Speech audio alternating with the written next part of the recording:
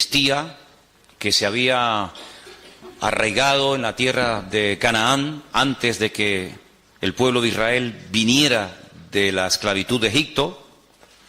Y Amalek, como vamos a ver en este día, fue el primer pueblo que se atrevió a atacar directamente al pueblo de Israel, pero utilizó una estrategia muy interesante y fue atacarle por la parte de atrás, por la retaguardia. No es el enemigo que se caracteriza por ir de frente, como podían ser otros enemigos de la Biblia, sino que es el enemigo que aprovecha la parte débil, a los cansados, a los enfermos, a los que no pueden ir al mismo ritmo de los demás. Esa es la forma como ataca Amalek, por la espalda, ¿no? Entonces vamos a leer algunas cositas que se dice aquí, vamos a ir metiéndonos en el estudio de esta mañana. Amalek es esa nación que ha intentado destruir al pueblo de Israel a lo largo de su historia. En términos físicos, Amalek es una nación de individuos que odian a los judíos con un odio violento y mortal. Pero cualquier fenómeno físico tiene una raíz espiritual.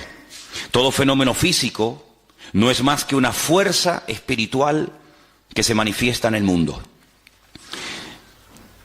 Hemos dicho en más de una ocasión que lo natural, en muchas ocasiones, es un reflejo de lo espiritual. Cuando tú vas, por ejemplo, caminando y ves tu sombra en el suelo, la sombra no eres tú, la sombra es un reflejo de lo que tú realmente eres. Pero lo que vemos es la sombra, pero lo que vemos es un reflejo de lo que no se puede ver, ¿de acuerdo? Entonces, cuando ocurre algo en el mundo natural, el hombre que no tiene el Espíritu de Dios no puede interpretar, no puede leer, ni siquiera se percata de que detrás de ese fenómeno aparentemente normal, algo que ocurrió como producto de la casualidad o como una intervención de la naturaleza, pues él no sabe leer lo que está pasando, ¿no? Detrás de una situación, detrás de una guerra o detrás de cualquier situación. Sin embargo, queremos insistir en esto. Para nosotros los creyentes, los acontecimientos aparentemente normales y naturales de la vida tienen una lectura diferente, una lectura, digamos, también de tipo espiritual, porque lo natural es un reflejo de lo espiritual. Entonces, el apóstol Pablo, que era conocedor de esta gran verdad que estamos diciendo en esta mañana, cuando él escribe la primera carta a los hermanos de la iglesia de Corinto, les dice que cuanta cosa ocurrió en el Antiguo Testamento, desde que salieron de la tierra de Egipto hasta que llegaron a la tierra prometida, dice, todo aquello fue una especie de sombra, todo aquello es un ejemplo natural de lo que está ocurriendo en el mundo espiritual y sobre todo en el tiempo en el cual vivimos nosotros hoy en día. Los enemigos naturales que tuvo que enfrentarse Israel, como los amalecitas, los amorreos, los jebuseos, etcétera, pues simplemente son un ejemplo, un botón de muestra objetivo, visible, de esos enemigos espirituales con los cuales tendría que enfrentarse el pueblo de Dios a lo largo de la historia. El faraón es un tipo de Satanás. Moisés es un tipo de Cristo, el personaje, el instrumento que el Señor utiliza para liberar, para sacar de la esclavitud al pueblo de Israel. La tierra prometida es un ejemplo de nuestra nueva vida en Cristo, de cómo podemos disfrutar de una libertad, cómo podemos servir y conocer al Señor, etcétera, etcétera. Así que todo lo que vamos a estar viendo acerca de Amalek, si bien es cierto que ocurrió realmente y hubo un pueblo que existía que se llamó Amalek, Amalek es el tipo.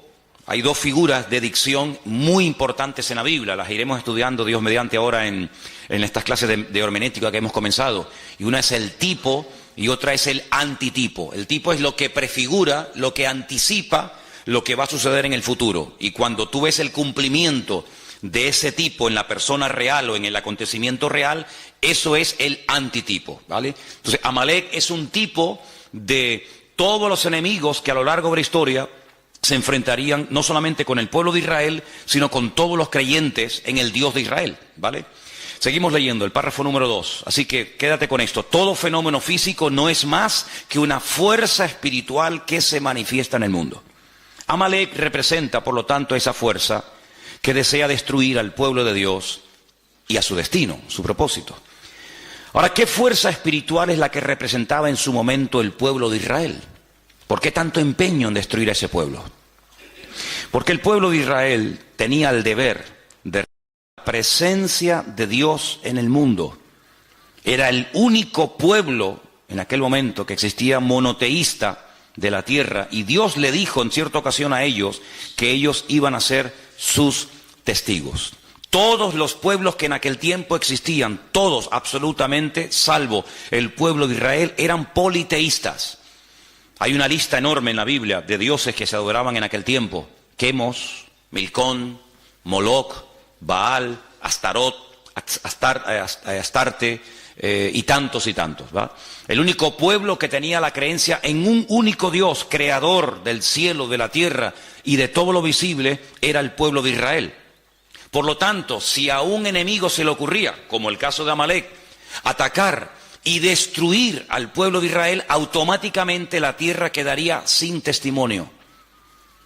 La tierra quedaría sin un botón, sin un punto de referencia de que había un Dios único y verdadero, que en aquel momento la obligación de Israel era proclamarlo y anunciarlo a los cuatro vientos sobre toda la faz de la tierra.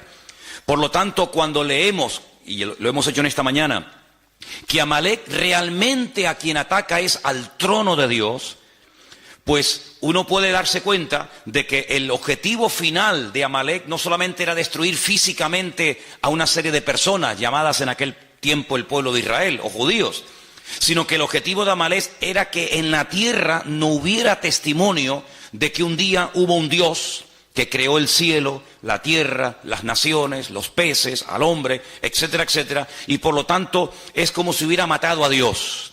La existencia de Dios queda borrada. No hay testimonio, no hay vestigio en la historia de que hay un Dios creador, porque el único pueblo que lo representaba y creía en él y le honraba y le servía era esta gente. Al desaparecer, al destruir a este pueblo, automáticamente ya a Dios no se le ve por ninguna parte.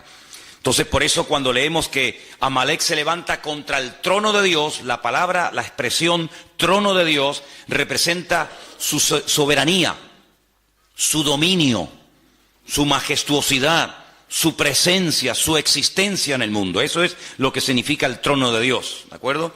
Fijaros que, por ejemplo, antes de Amalek, Satanás, vamos a leer esas porciones también seguramente en esta mañana, Satanás, él lo que intenta es destronar a Dios.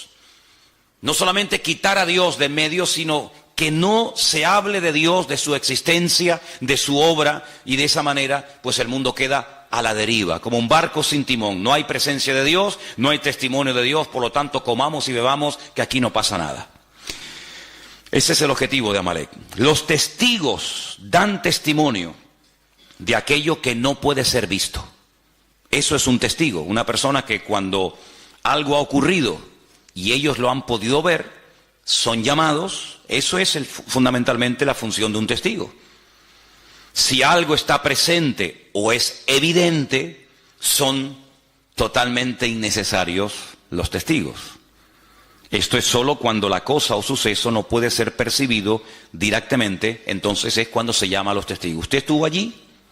¿Usted vio que él le atacó? ¿Y qué dijo? ¿Usted lo vio? ¿Y cómo fue? ¿Y cómo no fue? ¿Y cuántos eran? ¿Y a qué hora era más o menos? Eso es lo que hace un testigo. Si en lo que el testigo va a decir es evidente y es visible, la presencia de los testigos es totalmente innecesaria. Por lo tanto, como la presencia del Señor, la soberanía del Señor era un concepto abstracto, invisible, tenía que haber una presencia visible, en este caso era el pueblo de Israel, que diera testimonio de que cada vez que la gente levantaba la cabeza y veía un pájaro cruzar por el cielo, ese pájaro no salió de la nada, sino que detrás de ese pájaro hay un creador que lo diseñó, que lo formó y que ahí lo puso. Y detrás de esa estrella, y detrás del sol, y detrás de la luna, y cuando paseamos por el campo y vemos las flores y los animales, etcétera, etcétera, ellos eran los únicos testigos en aquel tiempo de todo esto. Por lo tanto, Amalek, su objetivo era borrar de la faz de la tierra todo vestigio y presencia de Dios. Por lo tanto, de la misma manera, la presencia de Dios no era percibida directamente en el mundo. Por eso el pueblo de Israel, en aquel momento, era el testigo que tenía la tarea de dar testimonio de que detrás de las bambalinas se hallaba la presencia del Señor. Si ellos callaban, automáticamente Dios quedaba mudo en el mundo. Digamos en cierto sentido que Israel en aquel momento era la boca de Dios, era el testigo de Dios que podía decirle al mundo que detrás de la creación había un creador y un diseñador. De la misma manera, hoy en día, todos y cada uno de nosotros, no solo con nuestras palabras, sino con nuestras vidas, debemos de dar testimonio de la existencia y de la presencia de Dios en el mundo. Por eso la persecución no solamente ya abarca al pueblo de Israel, sino que abarca a todo aquel que ha creído y que ha confiado y que ha depositado su fe en el Dios del pueblo de Israel, en el Dios único y verdadero. Por eso no solamente Amalek ataca y sigue atacando al pueblo de Israel, sino que también ataca a todo el conjunto del pueblo de Dios, y ahí lógicamente entramos tú y yo. El pueblo de Israel es el único pueblo monoteísta del mundo, es el único pueblo que va de un extremo a otro, o cree en el Dios único y verdadero, el Dios de Abraham, de Isaac y de Jacob, o no creen en nadie. No hay católicos judíos, no hay personas que se abrazan a cualquier otra creencia o religión, o creen o no creen, o son creyentes en el Dios único y verdadero, o son ateos, son paganos y no les interesa absolutamente nada. Por eso es un pueblo que en Medio Oriente, es el único pueblo en el Medio Oriente, rodeado de más de 200 millones de árabes, de musulmanes, que da testimonio de que el Dios que se adora en ese pequeño país, en ese pequeño territorio, es un Dios diferente. No es Alá, no es Mahoma, no es el Corán, sino es el Dios de siempre, y por eso una guerra constante y permanente contra ese pueblo que está marcando allí una diferencia. Si el pueblo de Israel fueran todos musulmanes, si el pueblo de Israel, en vez de adorar al Dios de Abraham, de Isaac y de Jacob, adoraran a Alá y creyeran en Mahoma y tuvieran el Corán, automáticamente se acabaría el conflicto. Pero, como no es así, es una piedra en el zapato.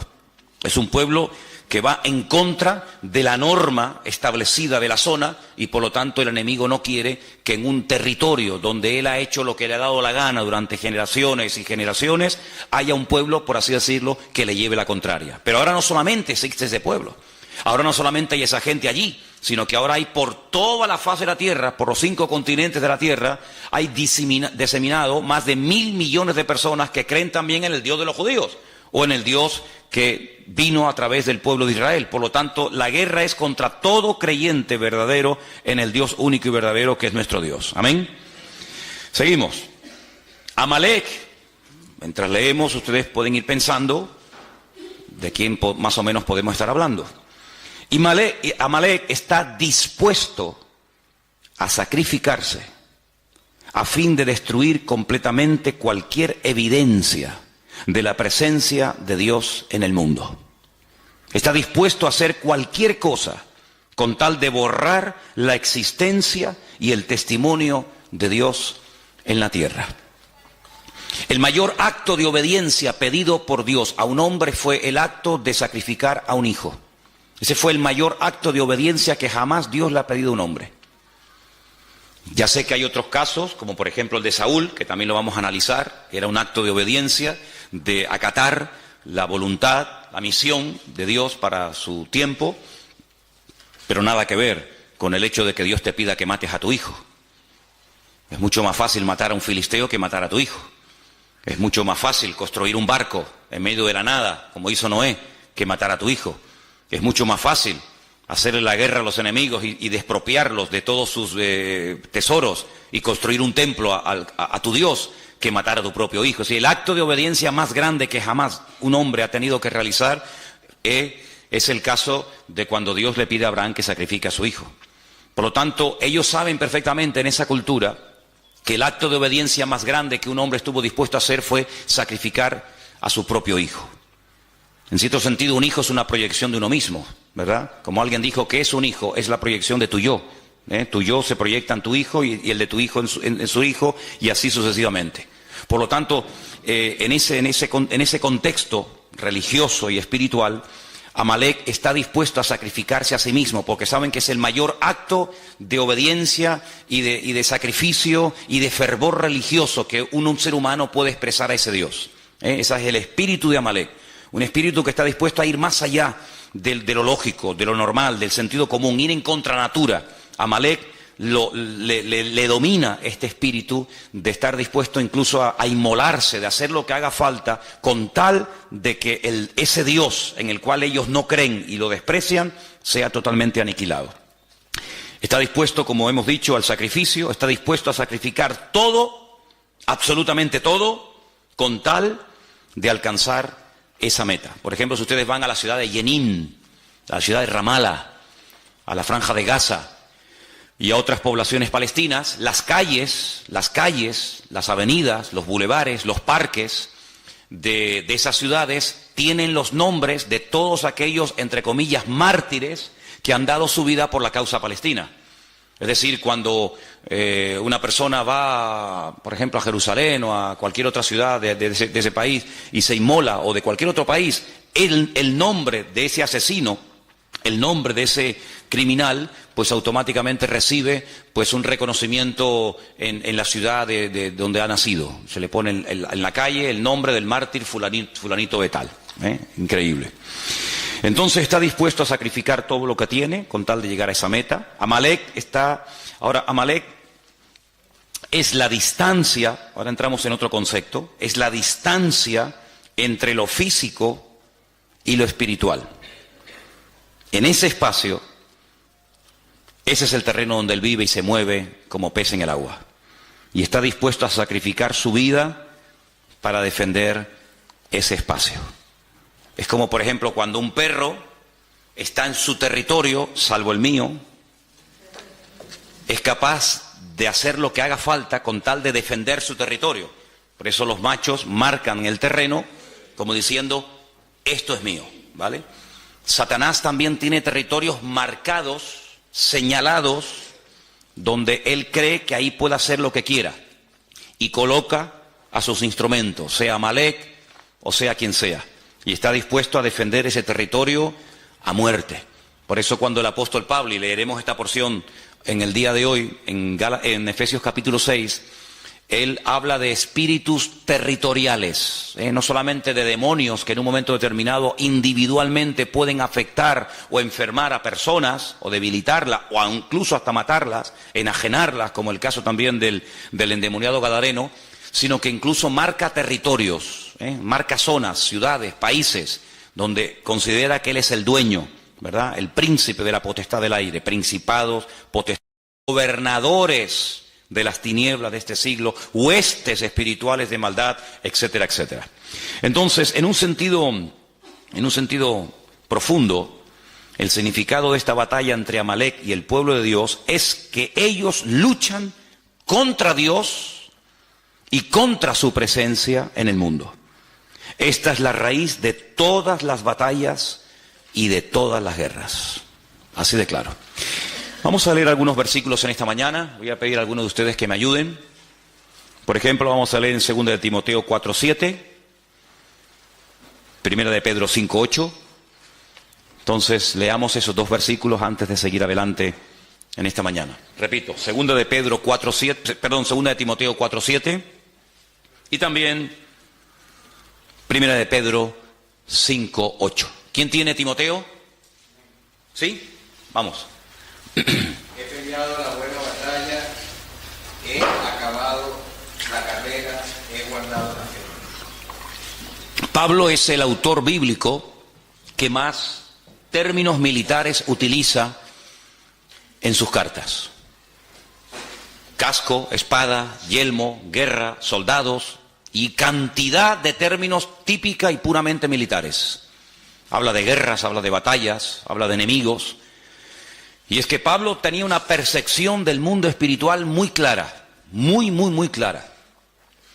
Y por eso él dice al final de su carrera, al final de su ministerio, que él lo que realmente ha hecho a lo largo de su existencia es pelear la buena batalla. Si él no ha estado de rositas, él no ha estado de vacaciones, él no ha estado pegándose la gran vida, sino que él ha sido un guerrero. Él llegó incluso a decir, yo traigo en mi propio cuerpo, físicamente hablando, marcas de las pedradas, del martirio, de los zarpazos de los leones, de lanzas, en fin, de tantas y tantas cosas. Porque Pablo compara la batalla espiritual del creyente con una auténtica guerra. Y el campo de batalla nuestro hoy en día es el mundo. Y por eso el apóstol Pablo, cuando describe la realidad de la vida cristiana, la describe como una persona que está continuamente en guerra, como un soldado, y por eso utiliza los términos que acabo de mencionar, ¿no? El apóstol Pedro habla acerca de que tenemos todos un enemigo en común, y ese enemigo lo compara a un animal. ¿Quién tiene, por favor, Primera de Pedro 5:8, Sonia? Dice, sed sobrios y velad, porque vuestro adversario el diablo, como león rugiente, anda alrededor buscando a quien devorar. Vuestro adversario es una realidad. Continuamente está dando vueltas y vueltas y vueltas, tratando de buscar a alguien y devorarlo, matarlo, destruirlo. ¿Sí? No es que le va a hacer una caricia, no es que le va a venir a asustar, sino devorarlo, destruirlo completamente. Así como Amalek quería destruir completamente la presencia de Dios en el mundo, representada en aquel momento por el pueblo de Israel, hoy en día Satanás lo que quiere es que no haya testimonio en tu casa de la presencia de Dios, que no haya testimonio en tu barrio, que no haya testimonio en el mundo de que nosotros estamos hoy en día siendo testigos de Cristo, de su resurrección, de su muerte, de su venida, etcétera, etcétera. Si vamos a Efesios capítulo 6, en Efesios capítulo 6 el apóstol Pablo está preso en Roma. Él escribe desde la cárcel 4 cartas, se conocen como epístolas de prisión, y en Efesios, el capítulo 6, estando él preso en Roma, seguramente ya a punto de morir, escribe 4 cartas. Una de ellas es la carta a los Efesios, otras a los Filipenses, y en esta concretamente, en el capítulo 6, verso 10, el apóstol Pablo habla en estos términos clarísimos. Por lo demás, hermanos míos, fortaleceos en el Señor y en el poder de su fuerza. Vestíos de toda la armadura de Dios, para que podáis estar firme contra las acechanzas del diablo. Porque no tenemos lucha contra sangre y carne. Esa era la guerra que llevaban los romanos en el mundo, contra ejércitos, personas, seres humanos. Sino que nuestra lucha es, fíjense, contra principados, viene de príncipes. Hay príncipes en el mundo espiritual. En el mundo de las tinieblas hay gente que tiene el galón, que tiene ¿cómo es? El título de ser un príncipe, ¿sí? Como en el ejército hay generales y comandantes y tenientes y subtenientes y sargentos. En el mundo espiritual no todos los demonios, no todos los ángeles que cayeron el día de la rebelión de Satanás en la presencia del Señor, ¿verdad? Antes de la creación de Adán y Eva, no todos son iguales. Hay algunos que son auténticos príncipes y hay otros que son, como dice aquí, príncipes de las potestades contra gobernadores. Otros tienen, ¿verdad?, el rango de gobernador de Santa Cruz, gobernador de cualquier otro lugar, gobernadores de las tinieblas de este siglo, huestes espirituales de maldad en las regiones celestes. Y ante este panorama, ante esta descripción del mundo espiritual, que no es ciencia ficción ni mitología griega, sino es Biblia, ¿qué podemos hacer? Porque además ellos juegan con una ventaja sobre nosotros, entre comillas, y es que ellos nos ven a nosotros, pero nosotros, salvo raras excepciones, no los vemos a ellos. Entonces, defenderte contra un enemigo que ves, que sabes por dónde viene y por dónde va, pues no es tan complicado. Pero defenderte contra un enemigo que no sabes si está por detrás, por delante, arriba o abajo, pues es mucho más complicado, ¿vale? Entonces, fíjate aquí que el remedio para todo esto es el siguiente: pónganse toda la armadura de Dios, así de claro. Tomen toda la armadura de Dios. ¿Para qué? Para que podáis resistir en el día malo. En el día bueno no hay que resistir nada, en el día bueno lo que hay es que gozarse. Este es el día que creó el Señor, gocémonos y alegrémonos en él, decía el salmista. Pero la armadura es para el día malo. Entonces, cuando resistas el día malo, podrás acabar todo y estar firme. Estad pues firmes, ceñidos vuestros lomos con la verdad, vestidos con la coraza de justicia. Era la parte del cuerpo del centurión romano que había que proteger tremendamente. ¿Por qué? Porque la coraza te protegía de los pulmones y el corazón, órganos vitales. Calzados los pies con el apresto del Evangelio de la Paz. Napoleón decía que se puede ganar o perder una guerra según el calzado que uses. Es como un rally o como una carrera de motos, una carrera de Fórmula 1. Los expertos saben que el mejor coche del mundo, la mejor escudería del mundo puede perder un mundial por haber escogido mal una rueda. Tenían que haber escogido un tipo de rueda blanda, dura, lo que sea, y se equivocaron y era el mejor coche, como el más poderoso, el más potente, el más cilindrada, pero escogieron mal. Entonces Napoleón decía que tenían que cuidar sumamente el calzado de los soldados romanos, en este caso de los soldados franceses, porque sabía que una guerra se puede perder con un mal calzado. Y el Señor dice que el mejor calzado que podemos utilizar es el apresto del Evangelio. Caminar guiados por la palabra de Dios. Lámparas a mis pies tu palabra, lumbrera mi camino. Sobre todo, todo esto es importante, pero sobre todo, dice aquí, tomad el escudo de la fe. Había dos tipos de escudo, uno que era redondo, que era cuando se estaba de guardia, y un escudo que era muy alto, que te llegaba casi desde la barbilla hasta los tobillos, y era el que se llevaba al combate. Entonces cuando lanzaban las flechas, se lo ponían así y se tapaban y las flechas golpeaban y no caían, ¿no? Él está describiendo un escudo redondo, tremendamente poderoso, que cuando veías venir un dardo de fuego, cuando veías venir una lanza o lo que sea, te cubrías y te protegía cualquier parte del cuerpo. Dice, sobre todo toma ese escudo, para que puedas apagar todos los dardos de fuego del maligno. Tomad el yelmo era como una especie del casco, lo que te protegía la cabeza, los pensamientos, el cerebro, de la salvación, la espada del Espíritu, que es la palabra de Dios. Y algunos dicen, bueno, ya se acaba la armadura. No, hay un elemento abstracto, pero que forma parte vital de la armadura. Lo que le da consistencia a la armadura es el verso 18. Lo que hace que la armadura no se caiga ni te quede grande es lo que dice el verso 18. Orando en todo tiempo, con toda oración y súplica en el Espíritu, velando en ello con toda perseverancia por todos los santos. Y Pablo era una persona muy preparada, muy competente, con un conocimiento alucinante del Señor, tanto teórico como práctico, pero él sabía que sin el respaldo de la oración no podía ir ni de aquí a la esquina, porque él llegó a decir que no tenemos que ignorar las maquinaciones del enemigo. Él fue el que dijo aquella frase que todos conocemos, ¿no? Que Satanás es capaz de incluso hasta de disfrazarse y te hace creer que te estás entrevistando o te está trayendo un mensaje, un ángel de luz, un ángel del Señor, y resulta que te está hablando un demonio, ni te enteras. Entonces Pablo dice, hay que orar para que el Señor nos dé discernimiento y para que no nos dejemos seducir ni arrastrar por sus mentiras y por sus engaños, ¿verdad? Así que toda esta guerra espiritual que Pablo describe la podemos ver en lo físico y lo podemos ver en lo natural, sobre todo en este enemigo terrible que es el pueblo de Amalek. Sigamos leyendo la segunda página. Dice que Amalek significa tinieblas y el florecimiento del mal. Ahí es donde Amalek se mueve como pez en el agua, en la oscuridad, en la ignorancia, en las tinieblas. El fin de Amalek significa la destrucción del abismo, del distanciamiento entre Dios y el mundo, pero también la restauración de la cercanía que revela la presencia y la obra de Dios por medio de Cristo en el mundo. Mientras estemos en esta vida, estaremos en guerra. Mientras estemos vivos, tenemos que estar velando y orando, como se decía en esta mañana, porque no estamos aquí de paseo, sino estamos aquí para dar testimonio, estamos aquí para hacer luz, para marcar una diferencia, y Satanás va a hacer todo lo posible por evitar que nosotros cumplamos con nuestro objetivo.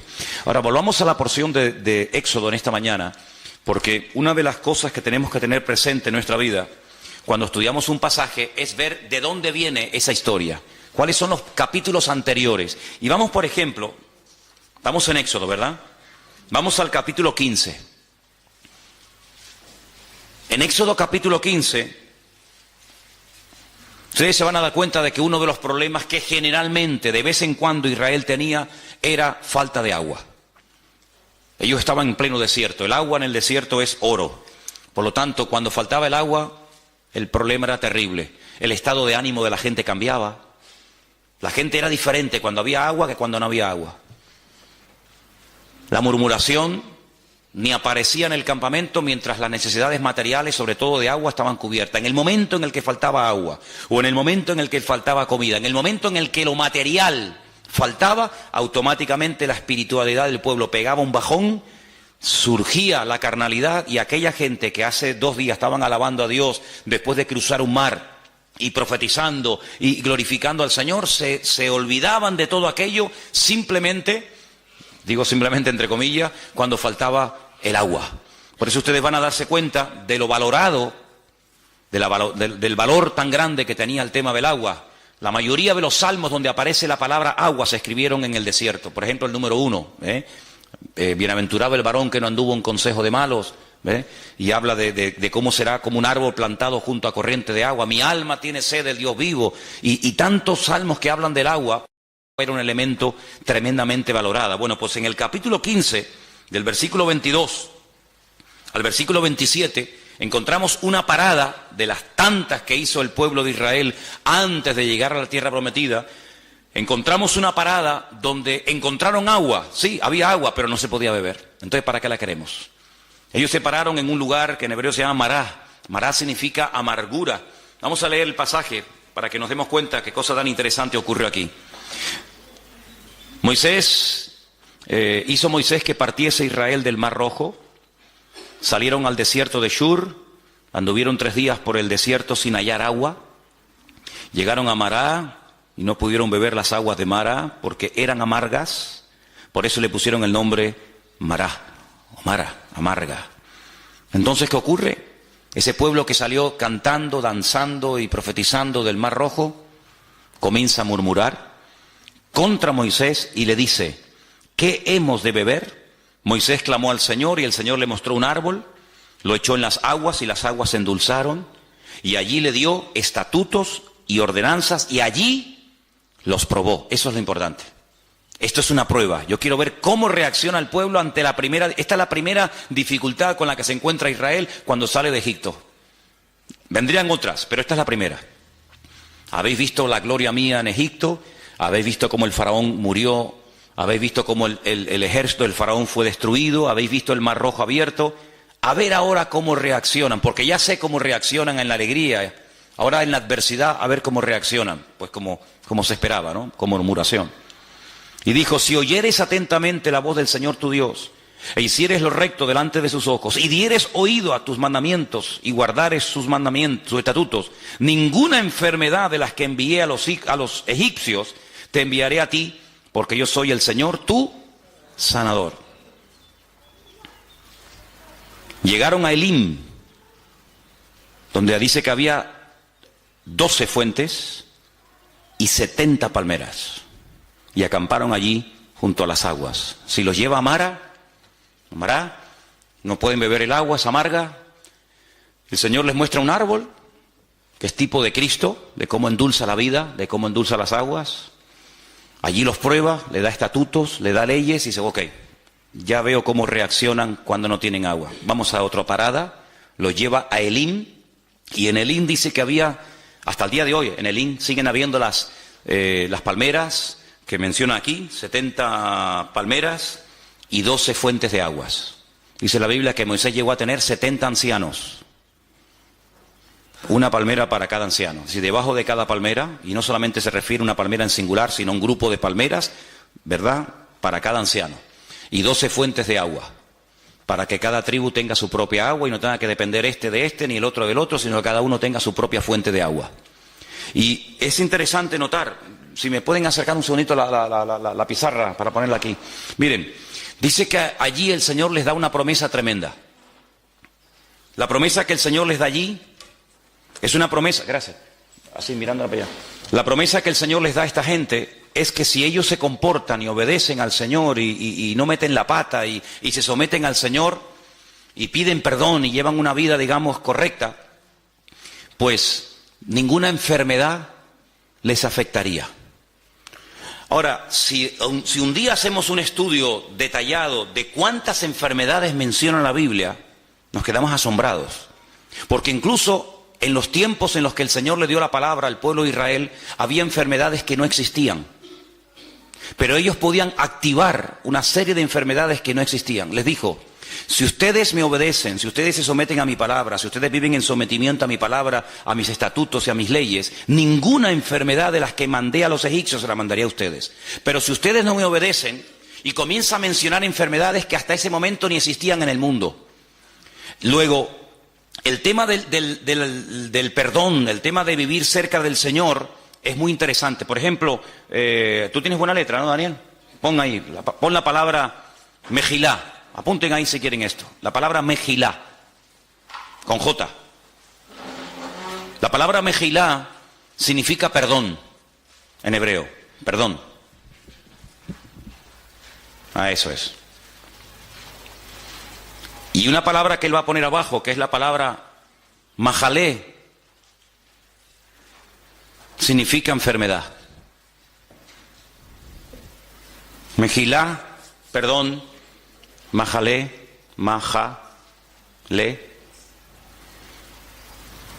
enfermedad.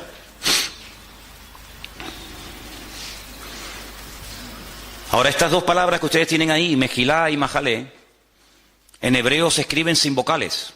Se escribiría una M, una J y una L, porque no hay vocales en hebreo. Es decir, que la misma palabra se puede leer como mejilá o se puede leer como majalé.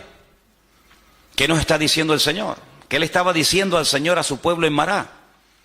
Si ustedes me obedecen, si ustedes se someten a mis estatutos y a mis leyes, si ustedes realmente viven una vida de perdón, ninguna enfermedad les afectará a ustedes. Hay un antídoto divino y sobrenatural contra la enfermedad, y es vivir sometido a la voluntad de Dios. El otro día leí un artículo tremendamente interesante. ¿De qué muere la gente en Israel? Se llamaba así el artículo. ¿De qué mueren los judíos? Claro, por supuesto, lógicamente hay también enfermedades como en cualquier parte del mundo. Pero más del 88% de la gente en Israel, ¿sabéis de qué muere? De viejos. Como dijo el médico cuando murió mi abuelo, se le acabó la pila. Se le acabó la pila. Tenía una pila alcalina alucinante, ¿no? De que iba a haber momentos en la historia en los que ellos iban a desobedecer al Señor y necesitarían sanidad, ¿no? Bueno, pues cuando caigan y necesiten ser sanados, aquí estoy yo, ¿verdad? Entonces vimos que de ahí fueron a un lugar, a un oasis precioso, 70 palmeras, 12 fuentes de agua llamado Elim. Y allí estaban a gusto, allí no les faltaba de nada, ahí tenían sombra, tenían agua, ahí estaban muy cómodos, pero sin embargo el Señor dice, bueno, el tiempo de estancia aquí se ha terminado. Quiero que sepan que el Señor podía haber llevado en línea recta, que es la forma más rápida de llegar a un sitio, ¿no? En línea recta. Sin embargo, vemos que desde que ellos salen de Egipto hasta que llegan a la tierra prometida, a Canaán, no van en línea recta, sino que incluso el Señor los tiene 40 largos años, toda una generación, dando vueltas y vueltas en el desierto a causa de su pecado, a causa de su desobediencia. Vemos que la voluntad de Dios era que hacía 40 años entraran, pero no entraron, porque hay un momento que no lo hemos dicho en estos días, pero creo que es clave y muy importante, en el que el pueblo le dice a Moisés, ¿por qué no mandas espías? ¿Por qué no mandas a personas para que reconozcan la tierra y nos digan cómo es? ¿Qué más da cómo es? Si esa es la tierra que el Señor quiere que conquistemos, ¿qué más da? Si es grande, si es pequeña, si tiene montañas, si no tiene montañas, ¿qué más da? Esa es la tierra que es nuestra y punto, ¿no? Pero ellos mandaron, según la versión que tenemos generalmente todos nosotros, espías. La palabra realmente es la palabra regalim, que significa exploradores. Hay una gran diferencia, ya lo dijimos en su momento, hay una gran diferencia entre un espía y un explorador. El espía entra camufladamente, no quiere que nadie lo vea, quiere pasar desapercibido, va a espiar, va a observar cuáles son los puntos débiles del enemigo y luego informar a sus tropas para saber cómo atacar. El explorador va a cara descubierta, el explorador no importa que lo observen, el explorador va como una especie de turista, ¿verdad? Y así fueron, dice la Biblia, que estos exploradores, porque es la palabra que emplea el texto original, exploradores, exploraron la tierra, estuvieron 40 días, estuvieron por todo el país, desde el norte hasta el sur, este a oeste, y entonces cuando ellos regresan, el pueblo está expectante, diciendo, bueno, a ver, ¿cómo es esa tierra? ¿Cómo es el país? Y ellos dicen, bueno, la tierra es buena, la tierra es hermosa, pero es imposible de conquistar. ¿Cómo que? Sí, es imposible, porque resulta que las ciudades están amuralladas y tienen murallas tan enormes que llegan hasta el cielo, cual es falso, y la tierra traga a sus moradores, y la gente son gigantes, y nosotros los veíamos a ellos y nos comparábamos con ellos y parecíamos nosotros como langostas, y dan un informe tan pésimo, un informe tan negativo que dice que toda la santa noche el pueblo de Israel en sus tiendas estuvo llora que te llora, llora que te llora, e incluso pensaron en matar a pedradas a Moisés y decir volvamos a Egipto porque esto es un disparate, esto es una locura, hemos venido aquí para nada, y al final, bueno, el Señor dice en la Biblia que esa noche se apesadumbró y esa noche fue cuando Dios hizo un decreto que hasta el día de hoy está en vigor, un decreto terrible. Ese día, según el calendario bíblico, era el 9 de Av, el 9 del mes Av, Y ese día fue un día que no van a olvidar en su vida el pueblo de Israel, porque todas las peores desgracias de la historia de ese pueblo, todas han ocurrido siempre el 9 de Av.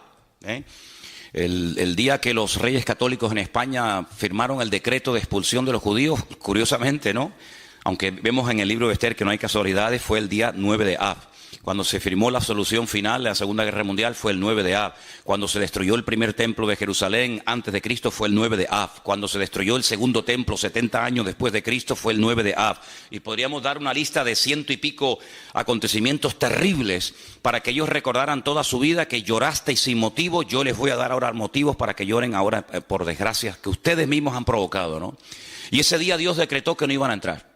Ese día el Señor dijo, vais a estar un año por día. Si 40 días visteis la tierra, desechasteis la tierra, os habéis quejado, no os gusta lo que yo tengo preparado para vosotros, muy bien, pues venga al desierto a dar vueltas. En vez de 40 días, 40 años. Y todos aquellos de 20 años para arriba que salieron de Egipto, que vieron la gloria del Señor, que vieron milagros tremendos, dice que ninguno de ellos iba a entrar salvo dos. Josué y Caleb, que también fueron dentro de ese grupo de los 12 exploradores, pero ellos no se quejaron.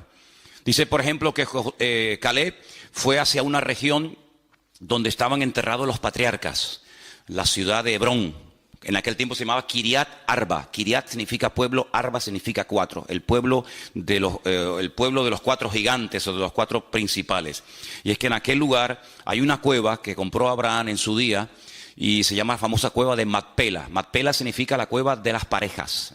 Está en la ciudad de Hebrón. Allí está enterrado Abraham con su esposa Sara. Allí está enterrado Isaac con su esposa Rebeca. Y allí está enterrado también Jacob con su esposa con su esposa Lea. Raquel no, porque murió por el camino y no está allí enterrada. Y hay una tradición judía que dice que también allí está enterrado Adán y Eva. Pero bueno, eso ya es harina de otro costal. La cuestión está en que cuando Caleb vuelve al pueblo, dice efectivamente, las murallas son muy altas, pero eso no es una mala señal. Si todo es como se mire, alguien dijo, el vaso está medio lleno o medio vacío. ¿Sabéis por qué las ciudades están tan amuralladas? Porque nos tienen miedo. Porque si no nos tuviera miedo, vivirían sin murallas, vivirían sin protección, vivirían sin torres de vigilancia. Pero como nos tienen miedo, han construido enormes murallas porque nos tienen miedo. Así que no se lo tomen por lo negativo, sino tómense lo positivo, ¿vale? El hecho de que ellos parezcan gigantes no es verdad, no es que sean gigantes, sino que tú al tener una declaración de fe tan pobre y tan miserable, te ves con una bajoestima tan terrible que le das al enemigo una fuerza que no tiene. Y vemos que, por ejemplo, allí en Refidín fue donde fueron atacados porque la forma de hablar como que le dio alas, como que le dio pie al enemigo. Ahí fue allí cuando el Señor suple el agua de una forma milagrosa, pero hay un momento en el que ellos dicen, ¿pero Dios está o no está con nosotros? Si ustedes pueden, por ejemplo, leer en el capítulo 17 de Éxodo, versículo 7, dice, ¿está Dios o no está Dios con nosotros?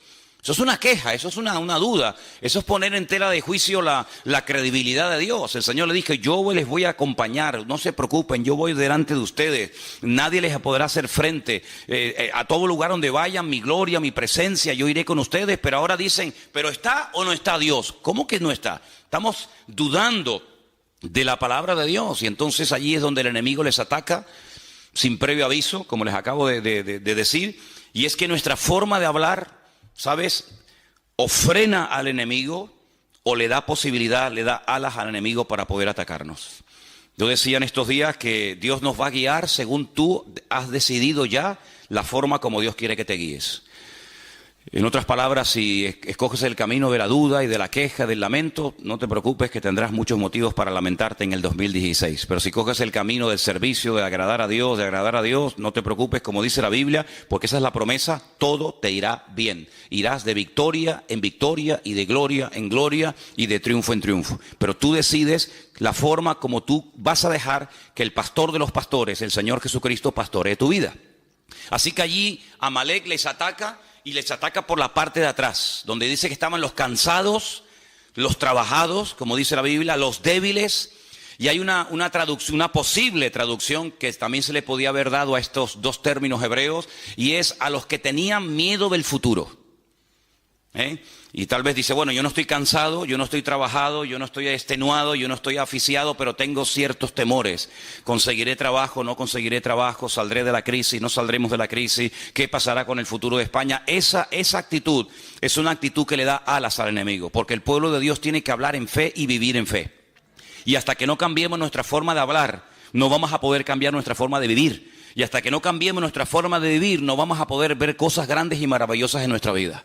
Albert Einstein dijo en cierta ocasión algo tremendo, y él dijo, si estamos continuamente haciendo lo mismo, no vamos a poder ver cambios y cosas diferentes. Si seguimos hablando igual, orando igual, creyendo igual, comportándonos igual, no vamos a ver cosas diferentes en nuestra vida. Por lo tanto, nuestra forma de hablar es un imán que atrae la bendición de Dios o que la aleja y que la espanta. Entonces, aquellos espías, aquellos exploradores, cuando volvieron, dijeron, sí, la tierra es buena, la tierra es maravillosa, pero vamos a ver, ¿es buena o no es buena? ¿Es la tierra que el Señor nos ha dado o no es la tierra que el Señor nos ha dado? Fíjate que dice que entre dos hombres, eso es algo increíble, pero es real. Entre dos personas tuvieron que ayudarse el uno al otro para poder traer un racimo de uvas. ¿Y cuánto pesaba cada uva? Pues serían así como se las coge Trotsky y las revienta todas, ¿no? Dos hombres para coger un racimo de uvas. Muchachos, pero con cada uva hacías así, y te hacías un litro ahí de zumo, ¿no? Algo increíble. Y se dieron cuenta de que la tierra era impresionante, la tierra era rica, era fértil.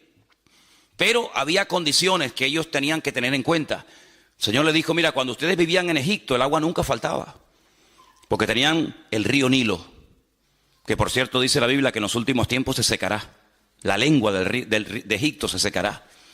Dice, pero a la tierra a la que yo voy, a la tierra a la que ustedes van y yo les envío, es una tierra que les mandará en su momento la lluvia temprana y la lluvia tardía en base a la forma como ustedes vivan y en base a la forma como ustedes hablen.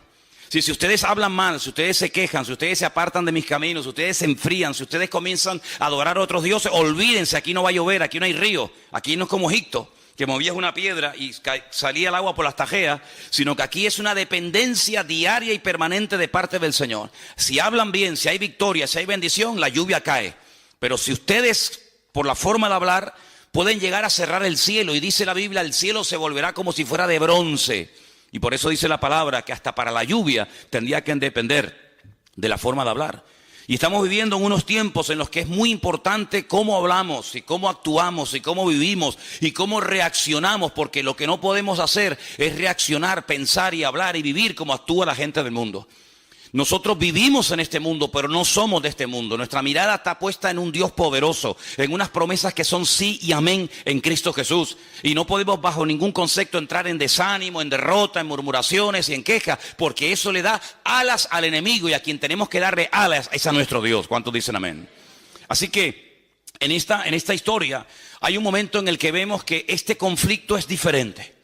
Este conflicto no es una guerra simplemente de 1000 contra 5000 o hombres contra hombres, sino que aquí hay un factor espiritual muy importante. Y vamos a leerlo en Éxodo capítulo 17 otra vez, por favor, a partir del versículo 8. Éxodo capítulo 17, hay un momento en el que Moisés dice, mira, yo voy a subir al monte a orar, y tú tienes que salir a pelear contra este enemigo en lo natural, y yo pelearé contra las fuerzas que lo ungen y que lo respaldan y lo apoyan en lo espiritual. Y dice la palabra que suba a lo alto de un monte. Vamos a leerlo. Entonces vino Amalek y peleó contra Israel en Refidim, versículo 8. Y dijo Moisés a Josué, escógenos varones y sal a pelear contra Amalec mañana, porque yo estaré sobre la cumbre del collado y la vara de Dios en mi mano. Hizo Josué como le dijo Moisés, peleando contra Amalec, y Moisés y Aarón y Hur subieron a la cumbre del collado. Y sucedía que cuando alzaba Moisés su mano, Israel prevalecía. Mas cuando él bajaba su mano, prevalecía Amalec. Las manos de Moisés, lógicamente, se cansaron, por lo que tomaron una piedra, la pusieron debajo de él, él se sentó sobre ella, y Aarón y Hur sostenían sus manos, el uno a un lado y el otro a otro. Y así hubo en sus manos, dice aquí, firmeza. El texto original dice, hubo emuná, hubo fe, hasta que se puso el sol. Dije el otro día que gracias a estos dos hombres, Aarón, que es muy conocido porque es el hermano carnal de Moisés, y gracias a Hur, Moisés tuvo firmeza, Moisés tuvo la capacidad, la constancia de poder tener sus manos levantadas por encima de su cabeza y ver una aplastante victoria sobre el enemigo. Pero ¿quién era este Hur? No lo dijimos, pero vamos a decirlo ahora. Hay varios versículos que quería compartir con ustedes. Seguimos en Éxodo, capítulo 24, verso 14. Éxodo 24, 14. No sé si hay algún hermano que por ahí tenga su Biblia a mano y lo quiera leer. Y también que otra persona tenga preparado el 31, versículo 2. Repito, Éxodo 24, 14. Y otra persona, Éxodo 31, 2. ¿Quién tiene el Éxodo 24? Y dijo a los ancianos, esperadnos aquí hasta que volvamos a vosotros. Y aquí Aarón y Hur están con vosotros. El que tuviese asunto, acuda a ellos. Hur, sin lugar a dudas, era un hombre muy importante dentro del pueblo de Israel. Hasta el punto que Moisés, cuando se va a la montaña a orar y se fue 40 días, le dice al pueblo, yo me voy un tiempo, pero si hay algún asunto, algún problema, algo que surja dentro del pueblo, ahí está Aarón y ahí está Hur para que consulten con ellos. Luego, Hur no era una persona normal y corriente, sino una persona con una autoridad y con un peso espiritual, con una autoridad dentro del pueblo muy, muy importante. Es una referencia que tenemos que tener en cuenta. El segundo texto está en Éxodo 31, 2, y ahí nos da un poquito más de información sobre este personaje llamado Hur. ¿Quién lo tiene? Mira, yo he llamado por nombre a Besaleel, hijo de Uri, hijo de Hur, de la tribu de Judá. Ok, este hombre era de la tribu de Judá, y el nieto de Hur fue la persona que el Señor capacitó y usó para la construcción y el diseño del tabernáculo en el tiempo en el que el pueblo de Israel estaba peregrinando. Hay algunos comentarios que dicen, y la mayoría de ellos afirman que es así, que Hur era el esposo de Miriam o de María. Saben que eran tres hermanos, Moisés, Aarón y Miriam o María, y el marido de María atribuyen que sea Hur, ¿vale? Hay otro texto más, y está en Primera de Crónicas 2, 18 y 19, y es el último texto referente a Hur que vamos a leer. Primera de Crónicas 2, 18 y 19. ¿Los están poniendo ahí? Qué bueno. Es que no tengo ojo por la espalda de momento. A ver, ¿quién los tiene, por favor? O si lo queréis leer ahí directamente. Leerlo todos, ahí lo tenéis.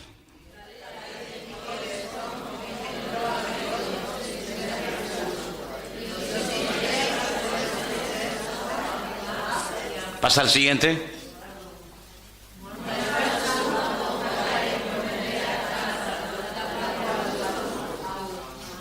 Ok, hay dos Caleb, hay dos personajes en la Biblia que tienen el mismo nombre.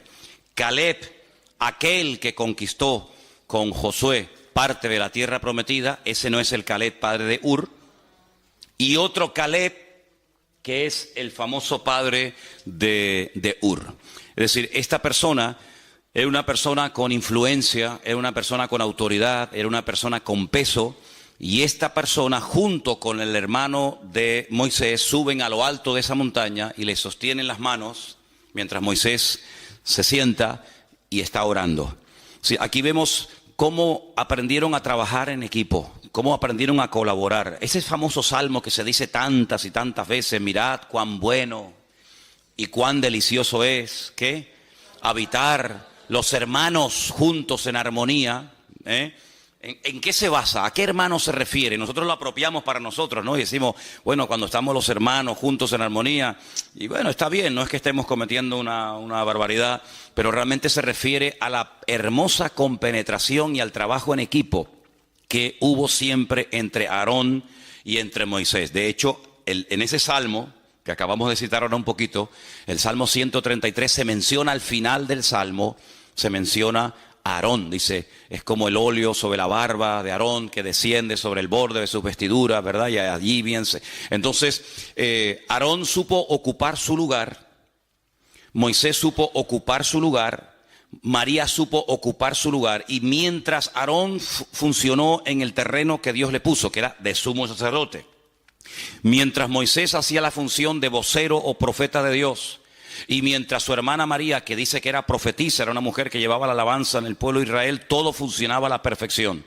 En el momento en el que Aarón, porque generalmente Moisés no cometió ese error, pero en el momento en el que Aarón o María salían de su terreno y se querían ocupar de otras cuestiones, automáticamente habían problemas. Por ejemplo, la Biblia nos enseña que María en una ocasión dijo, ¿y por qué cuando Dios quiere hablar al pueblo, por qué siempre tiene que utilizar a mi hermano y no me usa a mí? Y en ese momento quedó automáticamente leprosa. Y dice la Biblia que la tuvieron que echar del campamento, porque la lepra es una enfermedad contagiosa que se pega. Y entonces la tuvieron que echar del campamento. Fíjate simplemente ese comentario. ¿Por qué cuando el Señor quiere transmitir una palabra, un mandamiento, una exhortación, por qué siempre habla a través de mi hermano y no me usa a mí? Bueno, pues porque a ti el Señor te está usando en otra cosa y a tu hermano en otra cosa, y no es para competir, sino es para complementarse. Y cuando tú no estás contenta con el don y con el ministerio y con el llamado y con el sitio donde Dios te ha puesto, estás abriendo la puerta, en este caso, a una tremenda enfermedad. Por eso en estos días, bueno, esto que has dicho de las enfermedades, de los distintos miembros del cuerpo, bueno, yo dije que hay enfermedades, como dice por ejemplo Proverbios, que trae dolencias a los huesos, pero muchas enfermedades de la piel, muchas enfermedades cutáneas, cuando tú vas a los libros del Antiguo Testamento, son producidas por una incorrecta forma de hablar, ¿vale? Entonces vimos cómo la palabra perdón y la palabra enfermedad en hebreo es la misma, aunque se pronuncia un poquito diferente, porque hay una relación entre algunas enfermedades y una falta de perdón o una mala actitud o una forma incorrecta de hablar, ¿verdad? Cuando Aarón no está contento con su posición como sumo sacerdote y en vez de él ejercer su función le da demasiado libertinaje y demasiada rienda suelta a sus hijos, se produce un caos y un desastre en el campamento, hasta el punto que la Biblia dice que se tiene que abrir la tierra y tragar y murieron sus hijos, y el Señor le dijo, y dile a Aarón que no llore por la muerte de sus hijos, y le prohíbo ir al funeral y al entierro de sus hijos. Y es una cosa tremenda, porque cuanto más arriba uno sube, cuanto más autoridad y cuanto más peso espiritual tiene una persona sirviendo al Señor, lógicamente más serán las exigencias que el Señor le pide de ellos. Yo siempre he dicho, no es lo mismo, y lo digo esto de verdad con todo respeto, ¿no? No es lo mismo que usted venga a la iglesia y se siente y se vaya y no pasa nada.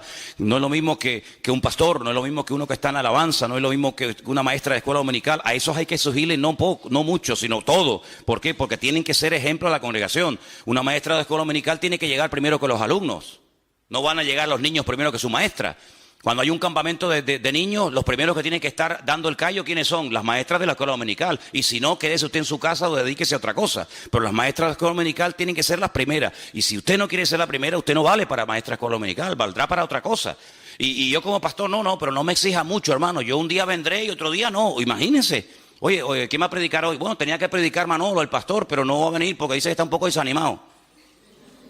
¿Cómo? No, que dice que le dolía la cabeza. Es que a mí no me puede doler nunca la cabeza. De hecho, yo empecé a predicar con dolor de cabeza y ya se me quitó. ¿Por qué? Porque el Señor, cuando usted quiere servir al Señor, el Señor dice, ¿tú me quieres servir? Ok, vente para acá. Pero también te voy a exigir más. Porque el viento donde pega más fuerte es arriba en la copa del árbol y no en las raíces. Y allí donde el Señor pone a algunas personas, pero también la exigencia lógicamente será mayor.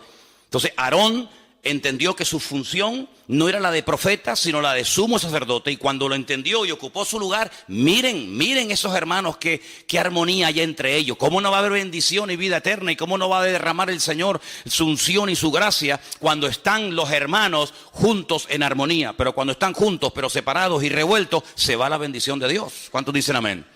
Entonces nosotros tenemos que partir de la base de que nuestra forma de hablar, y tienes que salir de este retiro con esto en la cabeza, tú no puedes hablar de cualquier manera. Porque la forma como tú a partir de hoy hablas o hables, eso va a marcar una diferencia en el mundo espiritual. Esta palabra prevalecía. Cuando Moisés levantaba la mano, el pueblo de Israel prevalecía. Y cuando las bajaba, prevalecía Amalek sobre Israel. Es muy interesante.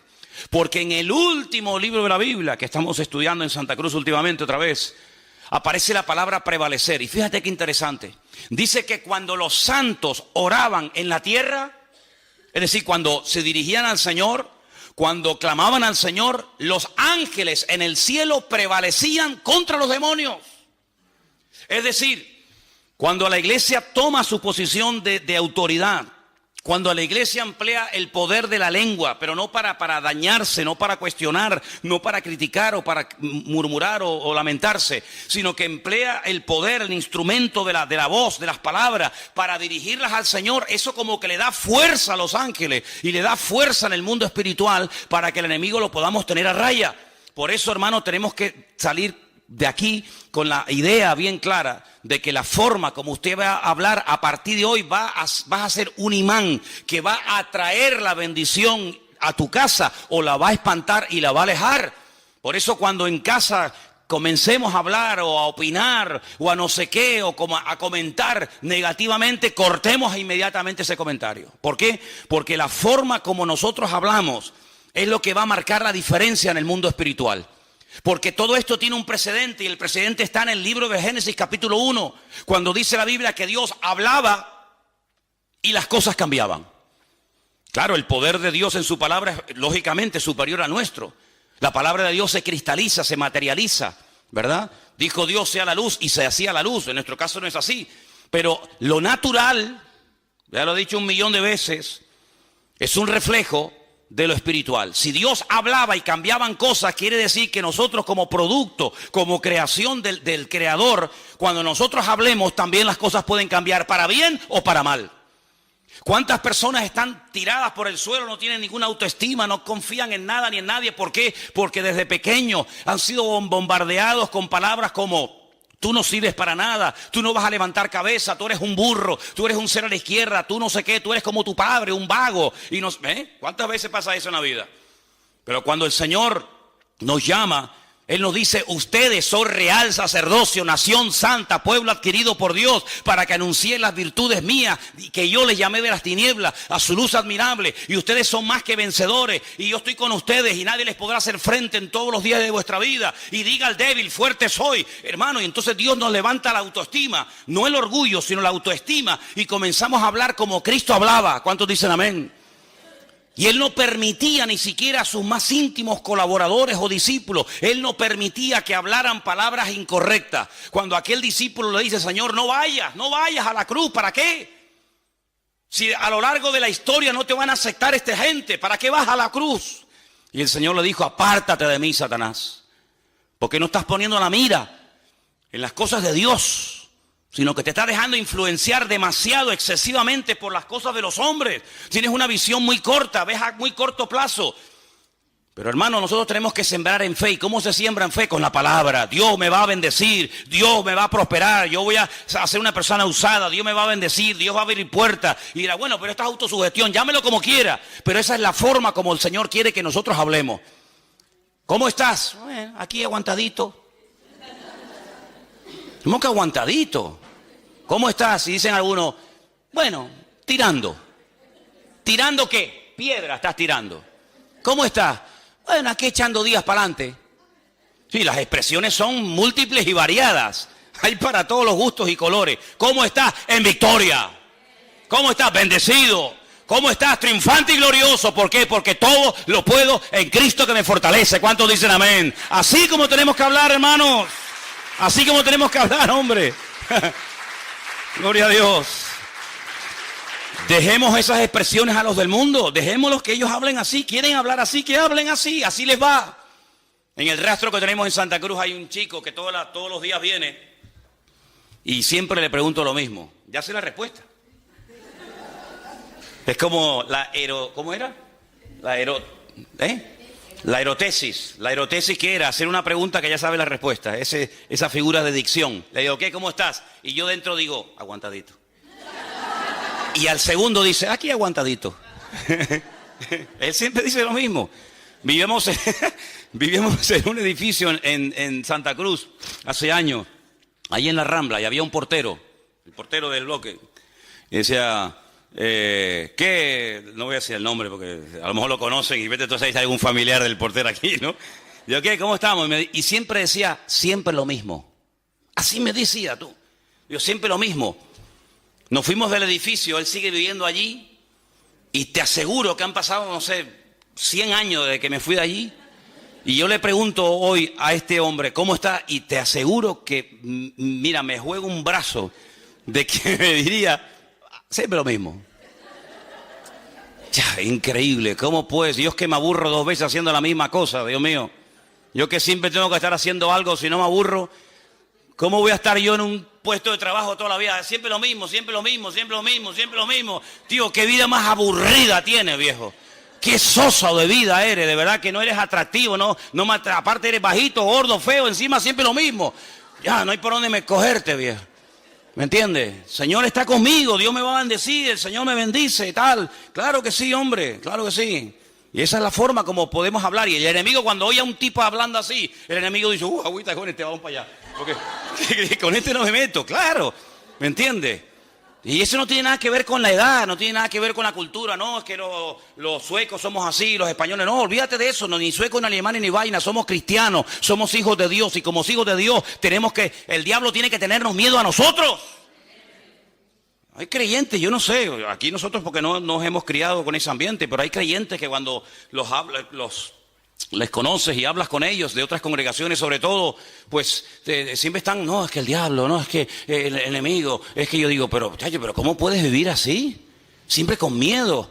El otro día estábamos poniendo el mural ese, por cierto, échenle un vistazo porque ahí hay fotografías del siglo